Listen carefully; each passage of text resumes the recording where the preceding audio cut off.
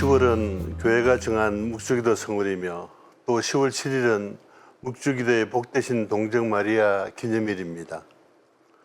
예수님과의 산책 오늘의 주제는 묵주기도 성월과 묵주기도의 날의 제정 계기가 된 레판토 회전에 대한 말씀을 나누도록 하겠습니다. 레판토 회전은 1571년 10월 7일 신성동맹의 가톨릭 함대와 오스만 제국 함대가 그리스 인근 레판토에서 맞붙은 해상 전투로 오스만 제국 해군이 가톨릭 함대에 참패한 유명한 해상 전투입니다. 전쟁의 발단은 베네치아 공화국, 합스부르크 제국과 평화 조약을 유지하고 있던 오스만 제국이 1570년 6월 베네치아 공화국 영토였던 키프로스를 침공한 것 때문입니다. 1489년 베네치아 공화국에 합병된 키프로스는 이슬람 세력권인 아나톨리아와 레반트, 이집트에 둘러싸인 동지중해 홀로 떠 있어 지정학적으로 매우 중요한 섬이었습니다. 동지중해 전체의 무역로에 대한 통제, 본국의 지원 없이도 자급자족이 가능한 비옥한 농토와 이를 기반으로 재배되는 설탕과 목화 등 여러 이점들 때문에 키프로스는 크레타와 더불어 베네치아의 중요한 해외 영토였습니다. 이 때문에 베네치아 공화국은 어떤 대가를 치르서라도 키프로스를 지키려고 하였으나 콘스탄티노플 정복 이후 전 지중해의 해상권 장악을 노리던 오스만 제국 입장에서는 자기네 앞마당에 버티고 있는 적성 세력의 전초기지가 눈에 가시가 됩니다. 당시 인구 약 16만 명의 키프로스에는 1만 명 전후의 베네치아군이 주둔하고 있었는데 오스만 제국은 8만 명이 넘는 대규모 병력을 이끌고 쳐들어옵니다. 오스만군은 상륙하자마자 키프로스 전역을 유린하여 수도 니코시아까지 순식간에 함락되었고 베네치아는 결국 키프로스 전역을 상실하게 됩니다.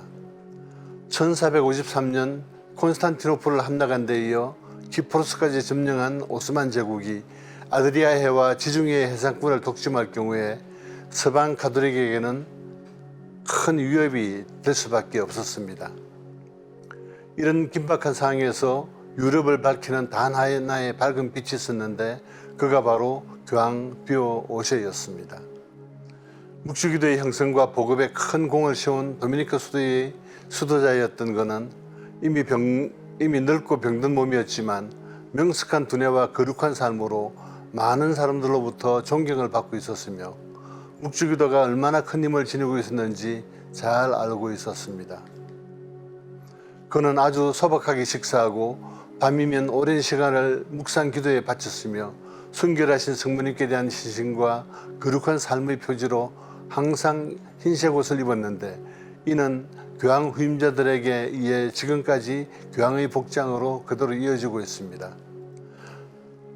그는 유럽 사회에 직면하고 있는 가장 큰 문제는 무슬림 세력의 위협이며 이를 해결하기 위한 전쟁은 눈에 보이는 전투가 아니라 영적인 전투라고 판단을 했습니다.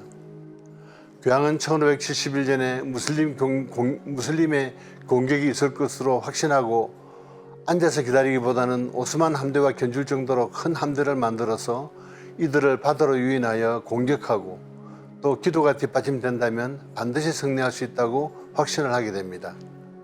그리스도인들에게 기도와 단식을 요청하면서 교황은 특히 묵주기도의 중요성을 강조했습니다.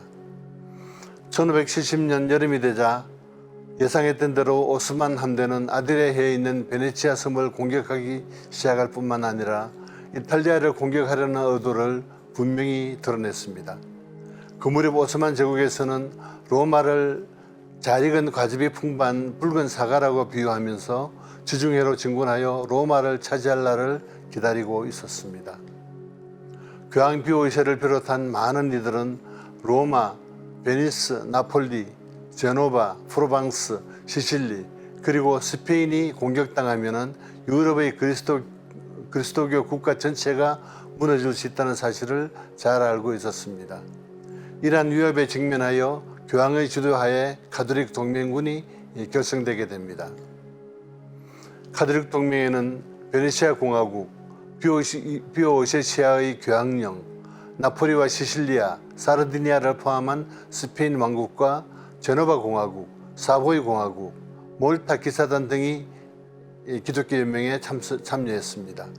스페인 왕 필립 2세의 이복 동생인 돈 후안이 지휘하는 기독교 연맹은 갤리슨 209척, 갈레아스선 6척, 수송선 30척으로 구성되었으며 보병 28,000명, 선원 12,920명, 노전는 노수 43,500명, 그리고 대포 1,815분이 동원되었습니다.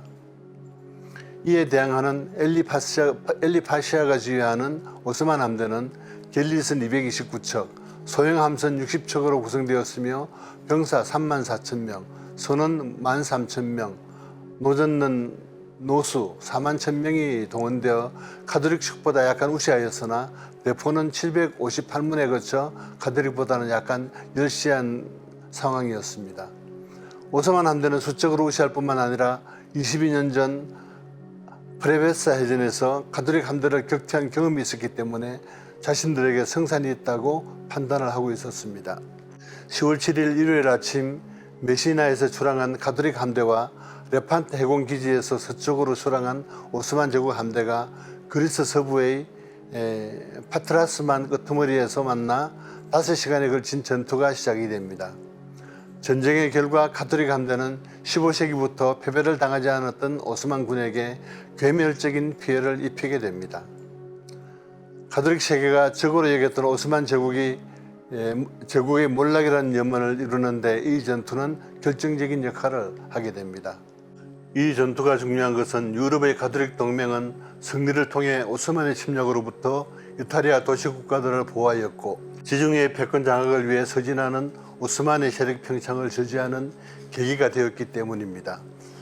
정오경부터 시작되어 저녁까지 계속된 전투 결과 지휘자 알리 파샤가 전사하여 사기가 크게 떨어진 오스만 함대는 기함이 납포되고 이슬람교의 녹색길을 끌어내린 그 자리에 십자가가 기항됩니다.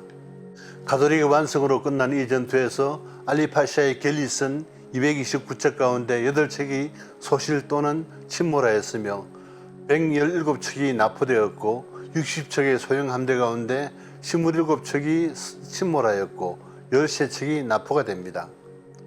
알리 파샤를 비롯한 많은 지휘관들이 병사와 선원 약 4만 명과 함께 전사하였으며 8,000명의 포로가 되었고 오스만 함선에서 노수로서 쇠사슬에 묶여있던 약 10,000명의 기독교인이 포로에서 자유를 찾게 됩니다. 가톨릭 함대는 욕망한 지휘관인 바르바리를 포함하여 7,656명이 전사하였고 7,784명이 부상을 당했습니다. 군사 역사가들은 이 해전을 기원 후 31년 옥타비아누스가 안토니우스를 이긴 악티움 해전 이후 가장 결정적인 해전으로 기록하고 있습니다.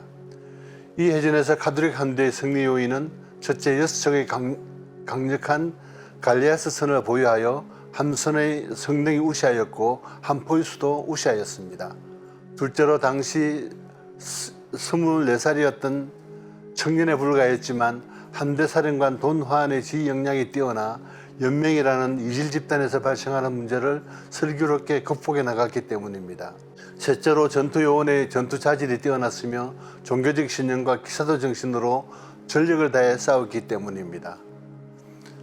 이 전투에서 크게 패배하여 해상에서의 세력 팽창에 제동이 걸린 오스만은 이후 1683년 벤나 전투에서도 패배하여 그 세력이 크게 약화하게 됩니다.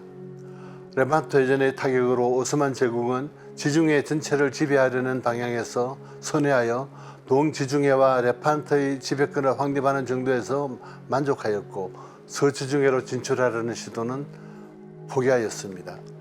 오스만 조정에서는 타버린 수염은 다시 자란다 하며 가볍게 취급하려고 노력했습니다. 그리고 서유럽 세력도 큰 피해를 입은 것은 마찬가지였습니다. 전쟁 종료 후 가톨릭 동맹은 해체되고 베네치아는 오스만과 다시 평화조약을 맺었습니다. 이 전투에서 대활약하여 명성을 얻은 스페인 해군은 그 후에 무적함대라는 명예로운 칭호로서 불리게 되었습니다. 가톨릭 동맹은 로사리오 기도를 통해 성모 마리아의 전구를 청하며 하느님께 승리를 빌었습니다. 잔 안드레아 도리아 지휘관은 그의 선실에 스페인 국왕 펠리페 2세에게서 받은 과달루페의 성모화 복제품을 안치하고 전투에 임했습니다. 교황 비오 5세는 해전의 승리를 기념하려고 10월 7일을 묵조기도의 복되신 동정 마리아 기념일이라는 축일로 지정하여 지금도 기리고 있습니다.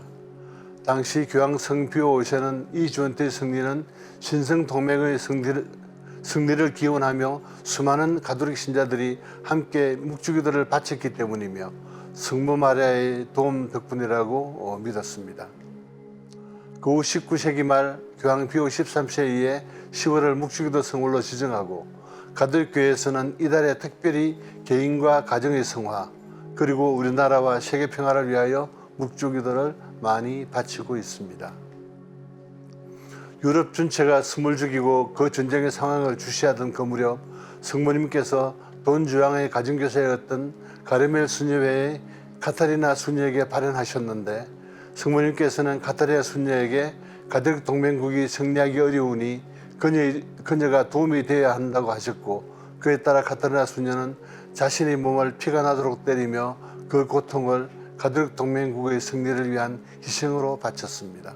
또 10월 7일 교황 비오 5세는 주기경들과 업무에 관한 이야기를 나누던 중 갑자기 창문에 시선을 고정한 채 거기서 눈을 떼지 못하고 한동안 창 너머에 무엇인가에 시선이 고정되어 있던 그때 그는 레판토 바다에서 벌어지고 있는 전쟁과 거기서 성전보를 듣게 될 것이라는 환시를 목격을 합니다. 환시가 끝나고 창문을 닫으면서 교황은 기쁨의 눈물을 흘리며 말합니다. 지금은 다른 업무로 시간을 보낼 때가 아닙니다. 우리에게 승리의 기쁨을 안겨주신 하느님 앞에 나아가서 감사의 기도를 드립시다.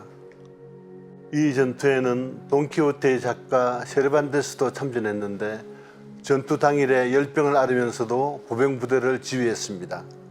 왼팔에 총탄을 맞아 불구가 되는 바람에 레판토의 외팔이라는 별명을 갖게 되었으며 스페인으로 귀국 도중 해적들에게 습격을 당해 알제리에서 5년 동안 노예 생활을 하기도 했습니다. 알리 파샤의 것으로 추정되는 오스만의 깃발이 노획되어 베네치아의 해군 박물관에서 소장하고 있었는데 20세기에야 튀르키예의 요구를 받아들여 종교 간 화해의 상징으로 반환되었으며 현재 이스탄불 양박물관에 소장되어 있다고 추정되지만 패한 전투의 깃발이라 그런지 공개를 하지 않고 있습니다. 이것으로 이번 주 말씀을 마치고 다음 주에는 또 다른 주제로 여러분을 찾아뵙겠습니다. 성모님께서는 기도 중에 항상 우리와 함께 하시므로 묵주기도 성월에 특히 기도를 많이 바치시고 원하시는 모든 것 성취하시길 바랍니다. 대단히 감사합니다.